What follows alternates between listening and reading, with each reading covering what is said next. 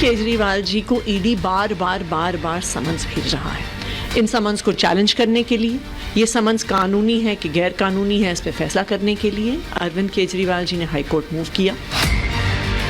Court ने अरविंद केजरीवाल को आईना दिखाया। जिस सम्मन को अवैध बता रहे थे वो सम्मन भी वैध है और कोर्ट ने बड़ी तल्ख टिप्पणी की है कि आप जांच से भागते हैं। केस फर्जी है और पॉलिटिकल है, इसलिए सारे ईडी के सम्मन्स भी गलत है। भाई केजरीवाल जी उस सरकार के मुखिया है जहां घोटाले का आरोप है और उनके 2 मंत्री वो जेल में है। रोज कोई ना कोई दिल्ली में घोटाले का उजागर हो रहा है और केजरीवाल जी जो है जांच से भाग रहे हैं। तो क्या केजरीवाल जी को लग रहा है कि कोई ऐसी बात है जो बाहर निकल जाएगी तो उनको दिक्कत हो जाएगी?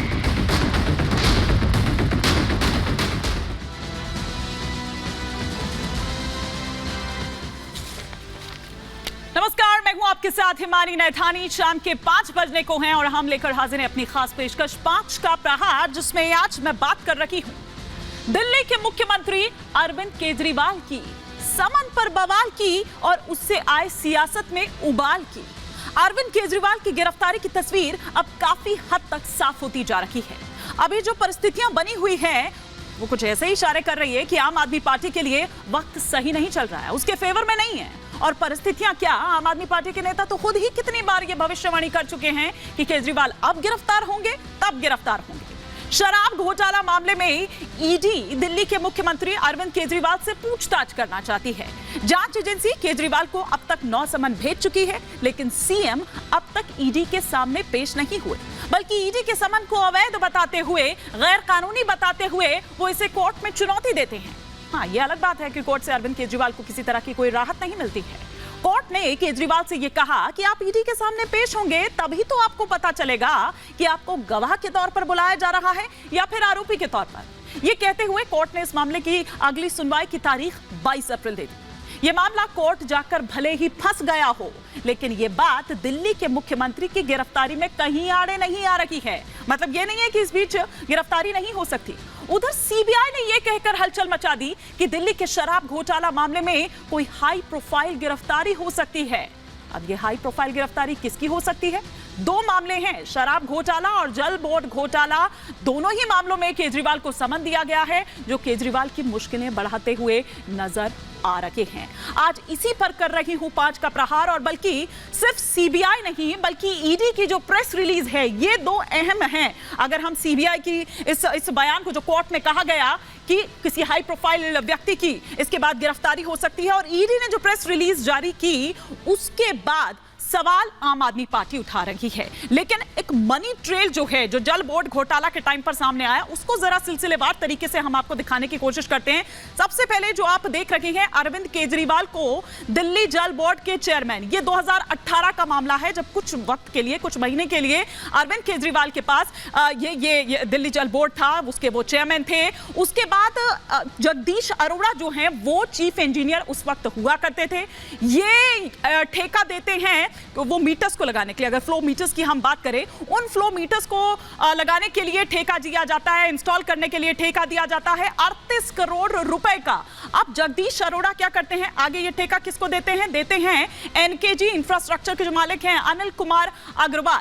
अब अनिल कुमार क्या करते हैं, वो टेंडर सबलिज कर देते हैं। वो खुद इसे नहीं लेते हैं बल्कि आगे इसे सबलिज कर देते हैं। अब सबलिज जिस कंपनी को किया जाता है, वो कंपनी भी ये बताया जा रहा है कि अनिल कुमार अग्रवाल की ही है। आप ये देख रहे हैं पूरा सर्कल किस तरह से चल रहा है। ये एरो के जरिए हम आपको पूरा मनी ट्रेल दिखाने की कोशिश कर रहे हैं। उसके बाद एंट्री होती है तजेंद्र सिंह पाल की। ये तजेंद्र सिंह पाल कौन है? ये है जगदीश अरोड़ा के सीए। और यही पूरा देखिए, ये जो नीचे टेंडर सबलिज जब होता है उसके बाद सारा खेल शुरू होता है।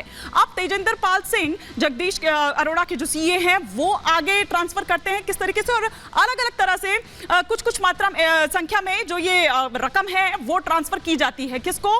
परिवार और जो करीबी हैं किसके। अब आप ये देखिए किस तरीके से 3 करोड़ रुपए का पूरा ये घालमेल है। और फिर उसके बाद ये जाता है कहां तक? AK तक। ये पूरा मनी ट्रेल जो हम यहां पर आपको समझाने की कोशिश कर रहे हैं, कुछ इस तरह से आम आदमी पार्टी में ये चुनाव के तौर पर चुनाव में ये फंड जो है वो कुछ इस तरह से जाता है। ये मनी ट्रेल यहां पर है। यहां पर ये भी कहा जा रहा है कि भैया जब 17 करोड़ रुपए में ही 18 करोड़ रुपए में ही ये पूरा हो जाना था तो फिर बाकी का जो पैसा है 20-21 करोड़ रुपए का जो गबन है वो क्यों किया गया, कैसे किया गया, यही पूरा खेल है। तो ये हमने आपको इसके जरिए बताया कि किस तरह से दिल्ली जल बोर्ड घोटाले का जो ये पूरा खेल है वो सामने आता है। अब कुछ सवाल खड़े हो रखे हैं, एक एक कर वो तमाम सवाल आपके टेलीविजन स्क्रीन पर। ये 5 का प्रहार का पहला सवाल कि हाई कोर्ट के सवाल क्यों पेश नहीं हो रहे हैं केजरीवाल। दूसरा सवाल ये कि मनीष सिसोदिया और संजय सिंह अंदर, केजरीवाल को क्या सता रहा है गिरफ्तारी का डर। तीसरा सवाल जो आपकी स्क्रीन पर चेंज हो रहा है वो ये कि कोर्ट में जाना पड़ा, ईडी के सामने कब जाओगे। चौथा सवाल ये कि फंसेंगे केजरीवाल तो आम आदमी पार्टी का होगा संकट का।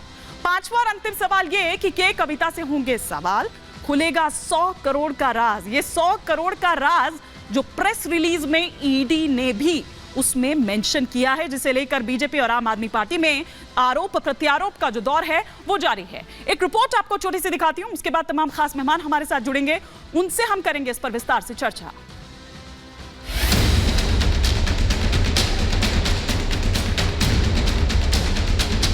केजरीवाल, ईडी और समन, ये कहानी खत्म होने का नाम ही नहीं ले रही।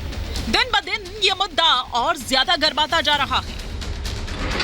केजरीवाल की मुश्किलें कम होने का नाम नहीं ले रही। आपको बता दें कि अरविंद केजरीवाल ने ईडी की तरफ से लगातार भेजे जा रहे समन पर हाई कोर्ट का रुख किया था, लेकिन हाई कोर्ट से केजरीवाल को कोई राहत नहीं मिली। दिल्ली हाई कोर्ट ने केजरीवाल के वकील से सवाल किया, केजरीवाल ईडी के सामने पेश क्यों नहीं होते। केजरीवाल देश के नागरिक हैं, समन सिर्फ नाम के लिए है। इस पर केजरीवाल के वकील ने कहा कि आम आदमी पार्टी नेता मनीष सिसोदिया और संजय सिंह को ईडी गिरफ्तार इससे पहले कर चुकी है। ईडी केजरीवाल को भी गिरफ्तार कर सकती है। केजरीवाल कहीं भाग नहीं रहे, लेकिन अगर उन्हें सुरक्षा मिलती है तो वो पेश होंगे। एक तरफ केजरीवाल और उनकी पार्टी खुद को कट्टर ईमानदार बताती है, तो वहीं दूसरी तरफ ईडी के सामने पेश होने से डर भी रही है। अब ऐसे में कई सवाल उठने लाजमी हैं। अगर ईमानदार हैं केजरीवाल तो क्यों लग रहा है गिरफ्तारी का डर। Bureau report, Republic Bharat.